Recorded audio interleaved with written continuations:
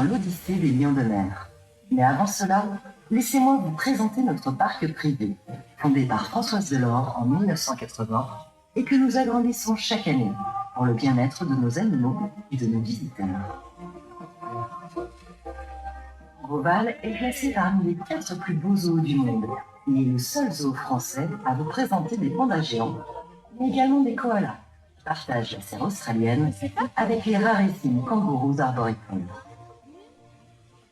Quand vous aurez terminé votre visite, vous aurez vu plus de 30 000 animaux, faisant de nous le plus important complexe animalier de France, avec chaque année près de 900 naissances. Beaucoup de ces animaux sont rares et menacés de disparition dans la nature. Le zooparc de Beauval est très impliqué dans la protection des espèces et apporte son soutien à travers son association Beauval Nature à différentes institutions qui tentent de protéger les animaux dans leur milieu naturel. Nous menons de nombreuses études au sein du parc, nous intéressant par exemple au comportement ou encore à la physiologie des animaux. Aujourd'hui, plus de 60 programmes de conservation et 12 programmes de recherche sont accompagnés dans leur mission grâce à un budget de 3 millions d'euros. Vous aussi, vous pouvez nous aider. Devenez des héros de la conservation en parrainant votre animal préféré, comme par exemple les otaries, que vous allez admirer dans quelques instants. Pour parrainer, rendez-vous sur notre site internet ou en prenant un fascicule de parrainage en boutique, dans nos services de restauration ou à la maison Beauval Nature. N'hésitez pas à vous rendre à la maison Beauval Nature, située près du bassin des Manchots. Cet espace ludique est consacré à nos programmes de conservation. Vous y trouverez des carnets d'activités pour les enfants, des ateliers incontournables dans votre visite de Beauval. Tous les fonds récoltés sont intégralement reversés à l'association Beauval Nature. Et maintenant, place à l'Odyssée des lions de mer de Californie. Cette espèce, bien que non menacée dans son milieu naturel, est une véritable ambassadrice des océans, grâce à son élégance et à son agilité.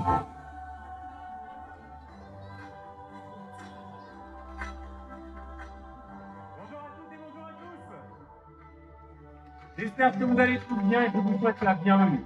Je me présente, je m'appelle Malik et c'est moi qui vous accompagne aujourd'hui à travers notre Odyssée des lions de mer. Durant cette représentation, vous allez pouvoir observer des otaries de Californie. Alors, ce qu'il faut savoir, c'est que même si elles sont toutes nées ici à Beauval, dans d'autres parcs zoologiques européens, elles restent des animaux sauvages qui sont entraînés et non domestiqués. Nous leur avons appris à nous accepter dans leur milieu et participer à nos entraînements. Et tout cela est rendu possible grâce à une relation de confiance et de respect mutuel. Pour m'accompagner à travers cette Odyssée des lions de mer, je suis tout de suite rejoint par Jordan, qui est suivi de Manon. Tous les deux sont accompagnés par 2 otaries. La première qui se présente sur votre droite, il s'agit d'un mâle âgé de 13 ans qui pèse 124 kg. Voici Paco. Celle qui se présente juste devant vous, plus petite, il s'agit d'une femelle âgée de 10 ans. Voici Amy.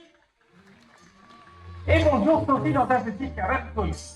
À présent que les présentations sont faites, on va pouvoir débuter cette représentation en parlant d'entraînement.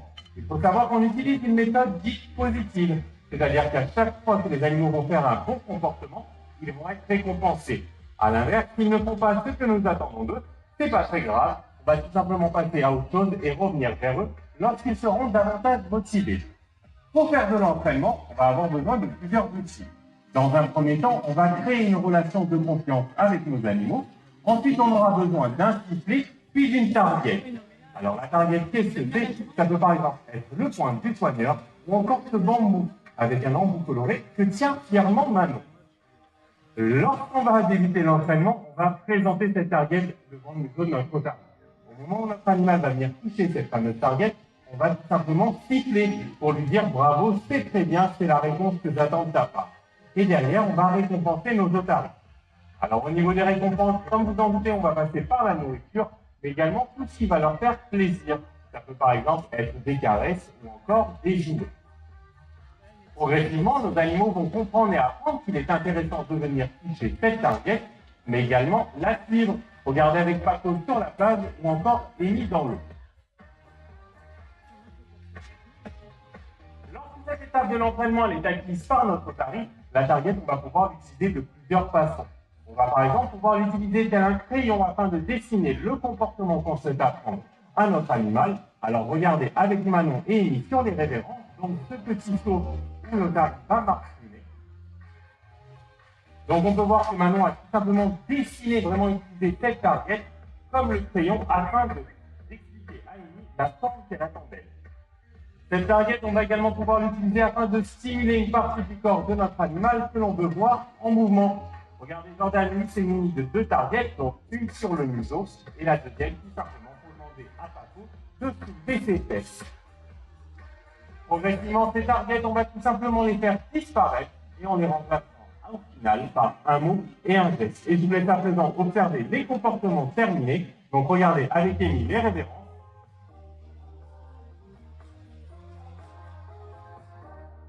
Donc voilà, parfaitement réalisé par Amy, vous n'avez plus besoin de target. Et regardez le comportement qu'on appelle le up. Et également, vous voyez, plus besoin de ces fameuses targets. Alors, comme vous en doutez, chaque animal va apprendre à son propre rythme. Et bien évidemment, on va adapter toutes nos séances en fonction des capacités de chacune d'entre elles. Il faut savoir que la variabilité aussi, c'est une des clés de l'entraînement. C'est pour cela que nous proposons tous les jours à nos animaux un maximum de séances complètement différentes afin qu'ils ne tombent pas dans une certaine routine. Fermons à présent ce chapitre sur l'entraînement et j'aimerais aborder avec vous les cibles disposées autour de notre bassin. Ces cibles, ces formes, elles sont là pour stimuler nos otaries sur le plan intellectuel. Alors pour cela, ce qu'on a fait, c'est qu'on a appris à chacune d'entre elles à reconnaître une forme bien précise, à aller la trouver et la toucher du bout du museau. Et cet après-midi, on va commencer par Paco et retenez bien la forme que Paco doit trouver autour de notre bassin, c'est le rond.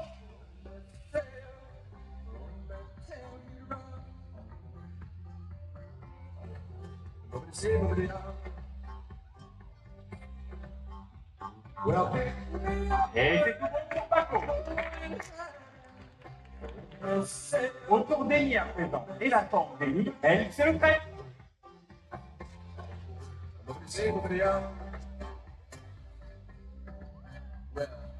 Et également un tempo pour Amy.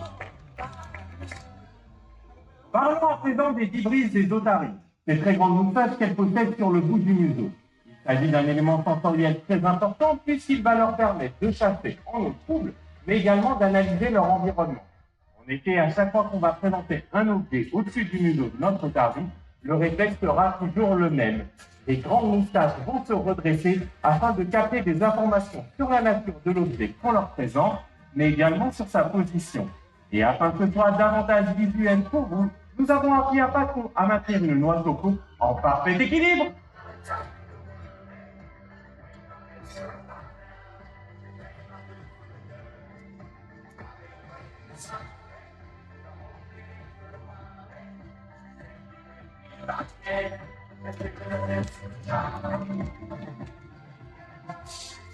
Et vous avez raison pour l'applaudir assez fort. Bravo Paco.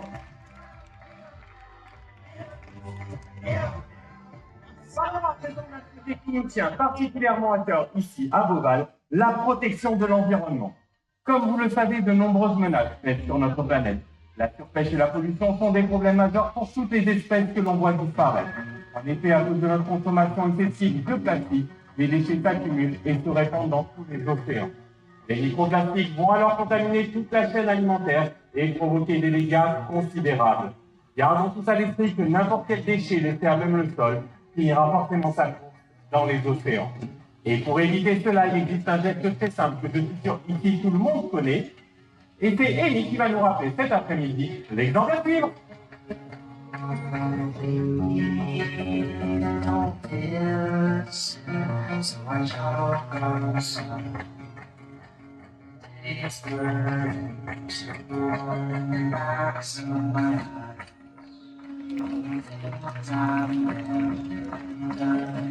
Chaque jour, vos applaudissements nous prouvent que vous êtes tous sensibles à ce geste. Alors, comme vous en doutez, nous apprenons ce comportement à nos animaux. Malheureusement, dans la nature, la situation est complètement différente. Que les poissons, les oiseaux et les mammifères marins confondent ces déchets avec leurs proies, les ingèrent et en meurent. Nous avons tous une part de responsabilité dans ce qui se passe aujourd'hui, mais également tous un rôle à jouer afin de protéger ces espèces et de préserver notre environnement. Et cela va débuter par le fait de ramasser nos déchets et les jeter dans les poubelles. Et je pense qu'on peut à nouveau féliciter Amy pour ce très bon rappel.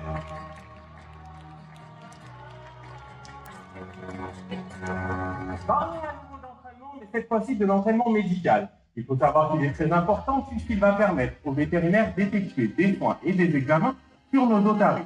Alors cet entraînement médical va se dérouler en plusieurs étapes. Dans un premier temps, on va désensibiliser nos animaux à la présence des vétérinaires ainsi que de leur matériel.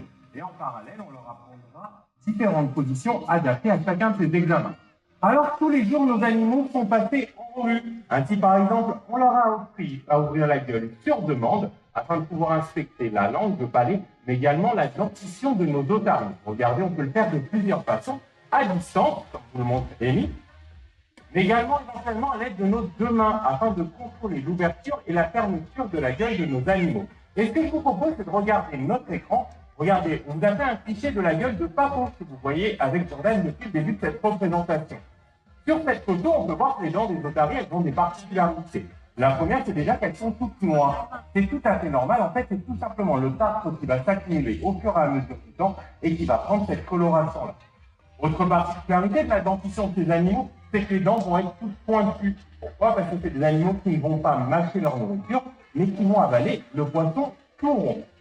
On a également appris à nos animaux à nous présenter les nageoires avant ou les nageoires arrière. Ainsi, on va pouvoir inspecter les articulations, mais surtout les griffes. En effet, les otaries vont posséder des griffes uniquement sur les nageoires arrière. Et lorsqu'elles seront trop longues ou abîmées, à l'aide d'un coupe-griffe, on pourra venir les couper. Et si dans les gradins, vous posez des questions sur l'utilité des griffes chez les otaries, vous pouvez tout simplement observer nos animaux. Uniquement à se gratter. On a également appris à nos animaux à souffler sur demande. Ainsi, le vétérinaire va se munir d'un réceptacle et pourra venir effectuer un prélèvement nasal. Et ce que je vous propose, c'est d'entendre ça avec Amy tout de suite. Et merci. On a également entraîné nos otaries sur des comportements plus poussés tels que des radiographies, des échographies ou encore des prises de sang. Et maintenant, cet après-midi, quel comportement on présente à nos visiteurs? La radiographie. Alors, pour entraîner nos otaries à faire une radio, comme je vous disais, on va la désensibiliser, donc on va l'habituer à tout le matériel médical. Pourquoi? Parce que comme je vous le disais en début de représentation, il s'agit d'animaux sauvages. Donc on peut avoir certains individus qui ne vont pas forcément être très à l'aise avec tout ce matériel médical. C'est pour ça que cette désensibilisation va être primordiale. Donc pour faire une radiographie, d'ailleurs maintenant, tu ne nous as pas précisé de quelle partie du corps d'Amy aujourd'hui.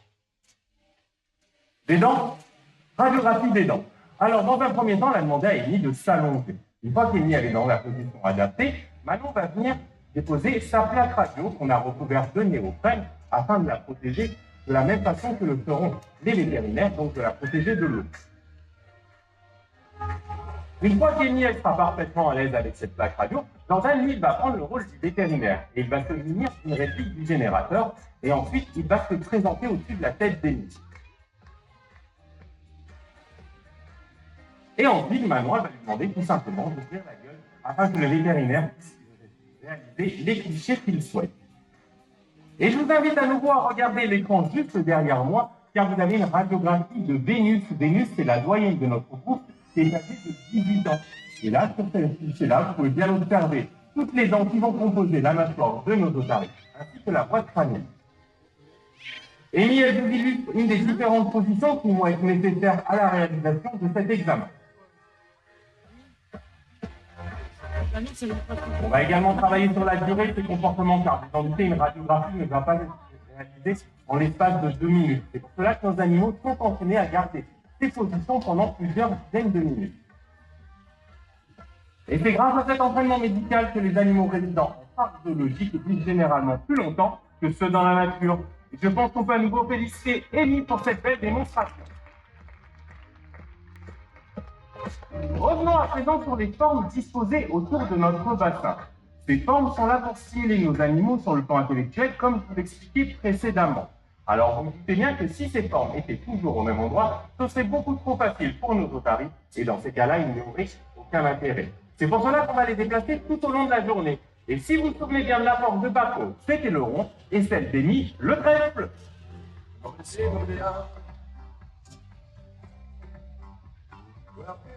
rapide pour Paco. Et à nouveau, un sans faute pour Amy. Parlons à présent du cri de l'otarie que l'on appelle l'aboiement. Et pour cela, je vais vous lancer un petit défi. Avec Sophie, on va vous faire écouter 3 vocalises d'animaux. Il va falloir que vous trouviez laquelle appartient à l'otarie. Alors, Sophie, est-ce que tu es prête cette fois-ci? Oui? Alors c'est à toi.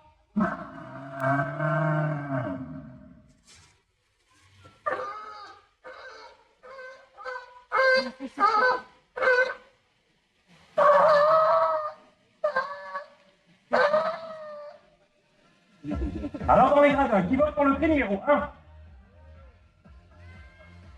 Main ici, au milieu, personne. Et de ce côté-là, monsieur, madame, madame également en haut et madame ici. Pour le cri numéro 2, et un peu plus de monde. Et pour le cri numéro 3, alors toutes les personnes qui ont voté pour le cri numéro 1, vous avez été peu nombreuses. Félicitations à vous. Vous pouvez vous applaudir très très fort. Vous avez raison, madame, d'être contente, car vous êtes trompée. La bonne réponse, donc, vous avez été les plus nombreuses, c'est le cri numéro 2. Bravo à vous. Alors, les mains qui se sont levées pour le cri numéro 1. Regardez, vous avez confondu nos animaux avec le buffle. Le cri numéro 3, quelques mains se sont également levées. Et cette fois-ci, vous avez confondu nos otaries avec le fennec. Il faut savoir que chaque otarie a sa propre vocalise, un peu comme nous avons notre propre voix. Avant de découvrir en direct celle d'Amy et écouter celle de Paco, parce que c'était celle de la vocalise numéro 2, donc la bonne réponse, je vais vous expliquer comment on a appris à nos animaux à aboyer sur demande, car on n'a pas utilisé la tardiette. Cette fois-ci, on a tout simplement attendu que notre animal vocalise de lui-même, et derrière, on l'a récompensé. Et par la suite, on y a associé un mot et un geste. Alors, ce que je vous propose, c'est d'écouter la vocalise dans un premier temps d'Amy.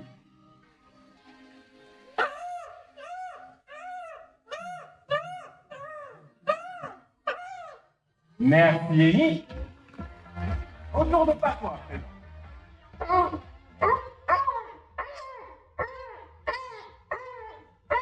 Et merci Paco. Parlons à présent des pinnipèdes, la famille à laquelle appartiennent les otaries. Dans ce groupe d'animaux, on va avoir plusieurs individus. Le tout premier qui est régulièrement confondu avec les otaries, il s'agit du phoque. Le numéro 2, regardez, il s'affiche sur notre écran et il s'agit du morse. Voilà. Merci Sophie. La particularité des morses, regardez, c'est qu'ils sont facilement reconnaissables car ils vont posséder de grandes défenses. Le troisième individu qu'on va avoir dans ce groupe, il s'agit cette fois-ci de l'éléphant de mer. Alors eux, leur particularité, c'est que les mâles vont être très imposants, ils peuvent peser plusieurs tonnes et en plus, ils vont posséder un nez en forme de pompe. Et comme je vous le disais, phoques et otaries sont régulièrement confondus et aujourd'hui, je vais vous donner 3 astuces pour pouvoir bien différencier ces deux animaux. La première est liée au déplacement dans l'eau. En effet, regardez, lorsque Amy va évoluer dans notre bassin, vous allez pouvoir observer qu'elle utilise ses grandes nageoires avant pour se propulser et ainsi elle est capable de nager à 40 km/h. Le phoque, lui, à l'inverse, pour se déplacer dans le milieu aquatique, utilisera ses nageoires arrière. La deuxième différence est à nouveau liée au déplacement, mais cette fois-ci sur le sol. Phoque et otaries ne sont physiquement pas faits de la même façon. Regardez, lorsque Paco évolue en parallèle de Jordan, on peut voir qu'il prend appui sur ses 4 pattes, ses 4 nageoires, pour se déplacer. Et ainsi, Paco, il est capable de courir à des vitesses avoisinant les 25 km/h sans aucun souci. Le phoque, lui, va posséder des nageoires avant qu'ils sont plus petites. Il est donc impossible de soulever le poids de son corps. Mais ce que je vous propose, c'est d'assister tout de suite à une petite imitation du déplacement du phoque.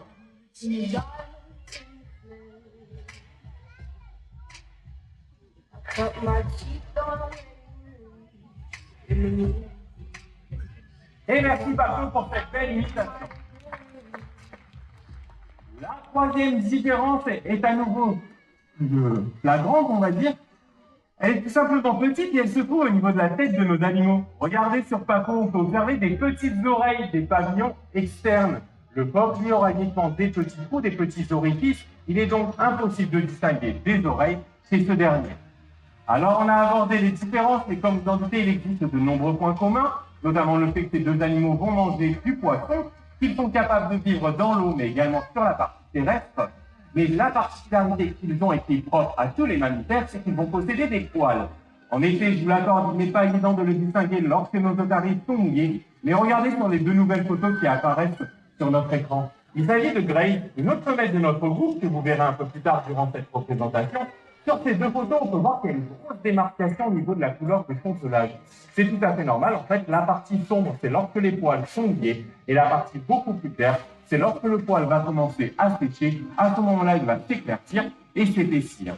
Alors, question à présent pour vous tous. Est-ce que c'est beaucoup plus clair la différence à présent entre Paul et Otari? Oui. Alors, petit test rapide, voir si tout le monde a bien suivi. Regardez nos 2 nouvelles photos. L'Otari, elle se trouve à gauche ou à droite?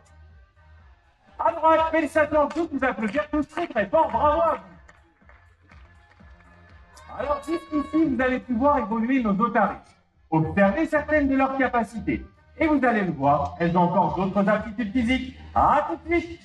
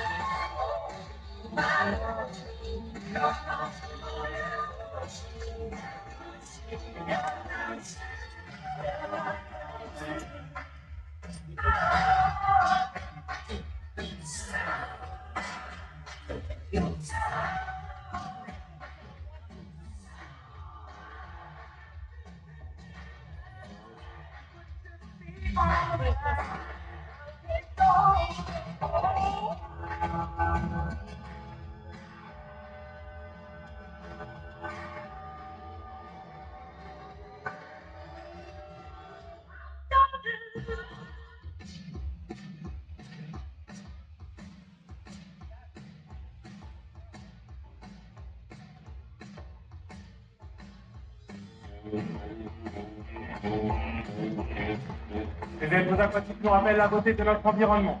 Nous pouvons tous ensemble les protéger. Alors n'oublions pas que chacun de nos gestes compte. Et c'est ainsi que s'achève notre lycée des Lions de mer. Encore un grand merci à Paco, Amy, Grace, Yura et Zita pour leur participation. Bonne fin de journée à tous. À très bientôt.